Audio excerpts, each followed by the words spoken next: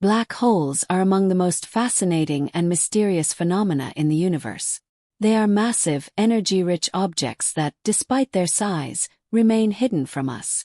A black hole with a mass of 2 to 4 times that of the Sun may seem distant, yet through decades of research, we've progressed from knowing almost nothing about them to being able to study them up close.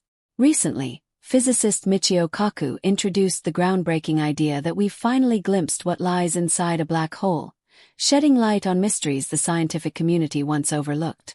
But before diving into Kaku's discovery, let's review the basics. While many people have heard of black holes, there are still gaps in our understanding.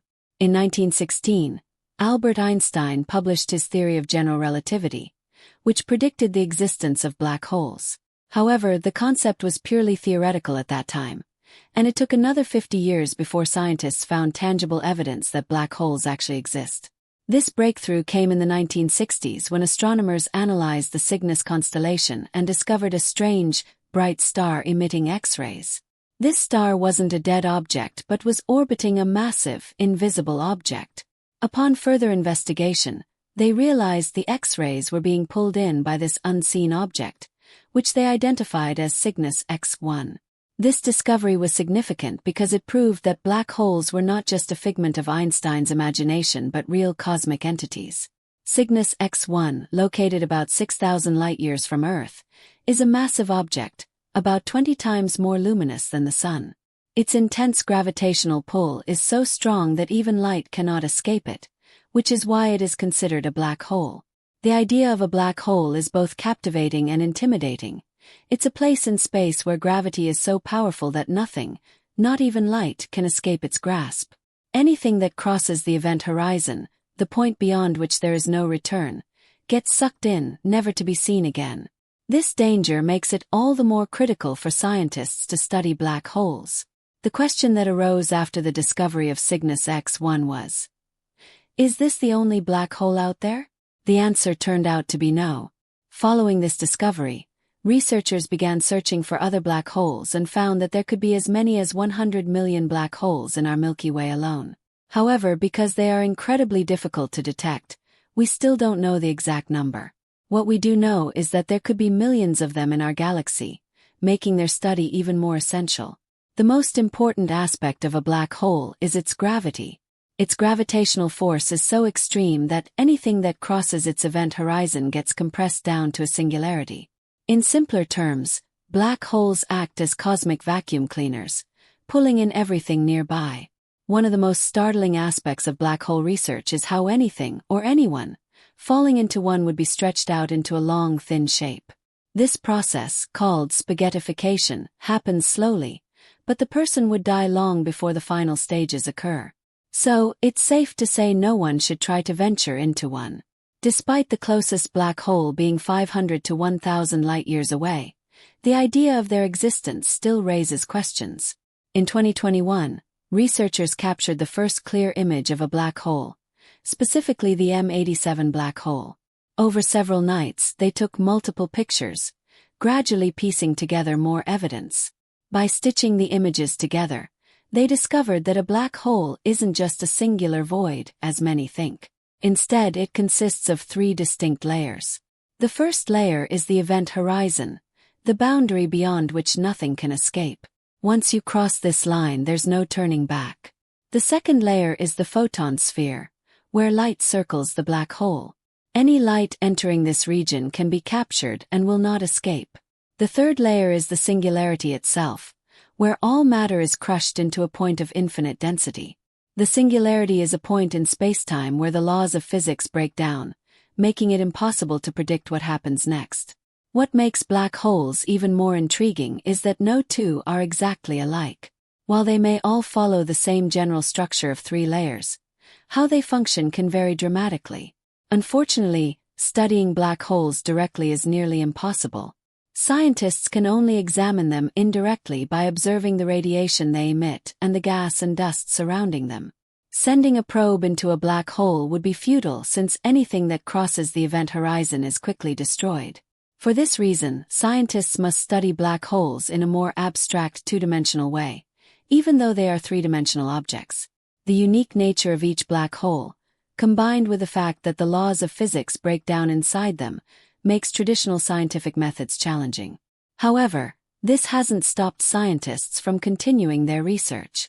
Despite these challenges, breakthroughs are still being made, and our understanding of black holes is continually evolving. There are numerous hypotheses and clarifications regarding black holes, and with each new discovery, things become even more fascinating. One of the most compelling theories about their formation is that they arise from dying stars. When a star exhausts all of its fuel, it can no longer generate enough energy to counterbalance the force of gravity, which relentlessly pulls inward. As a result, the star begins to collapse in on itself, becoming denser and smaller. If the star is massive enough, this process can continue until it forms a singularity, essentially a black hole. To better understand black holes, NASA researchers turned their attention to the center of the galaxy M87. Astronomers observed a massive whirlpool of extremely hot hydrogen gas rotating at an astonishing speed of 1.2 million miles per hour. The immense power of this rotating gas disk should have caused it to fly apart, but it didn't. This led scientists to the conclusion that a massive object must be present at the center of the galaxy to prevent this from happening. That object, they determined, is a black hole, with a mass between 2 and 3 billion times that of our Sun. But that's not the only theory concerning the spin of black holes. In 1963, New Zealand mathematician Roy Kerr used Einstein's equations of gravity to provide a better description of rotating black holes. Kerr's model suggested that instead of collapsing into a singular point, a rotating black hole would form a thin, rotating disk of matter, called the ergosphere. This disk spins so rapidly that the forces in the region prevent it from collapsing in on itself. The ergosphere is the zone surrounding a black hole where the laws of physics begin to break down. Kerr's solution also predicted the existence of an Einstein-Rosen bridge, better known as a wormhole.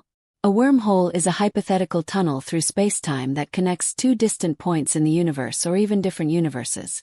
According to this theory, if someone were to fall into a black hole instead of being crushed by its gravitational pull, they would be sucked into the tunnel and potentially emerge from a white hole in a different part of space or even in an alternate universe. To understand how this might work, we need to look at the concept of spacetime in Einstein's theory of relativity. In his view, objects with mass warp the fabric of spacetime, creating a gravitational field that causes other objects to move toward them. Imagine spacetime as a piece of paper, and the objects in space as points drawn on it. If you fold the paper in half, it creates a shortcut between two distant points. This is the basic idea behind a wormhole. Wormholes, while a fascinating aspect of general relativity, are not just a concept found in science fiction. They are a theoretical prediction of the equations that govern the universe, even though no one has ever observed one directly. The problem is that wormholes are inherently unstable and would collapse almost immediately if anything tried to pass through them. Therefore, the idea that black holes could serve as portals to other regions of spacetime is tantalizing but still speculative. Could we one day use a wormhole to travel through space? Unfortunately, the answer is probably no, at least not with current technology. Even if we could stabilize a wormhole, it's unlikely we could use it for faster-than-light travel. According to Einstein's special theory of relativity, the speed of light is the ultimate limit, and nothing can travel faster than that.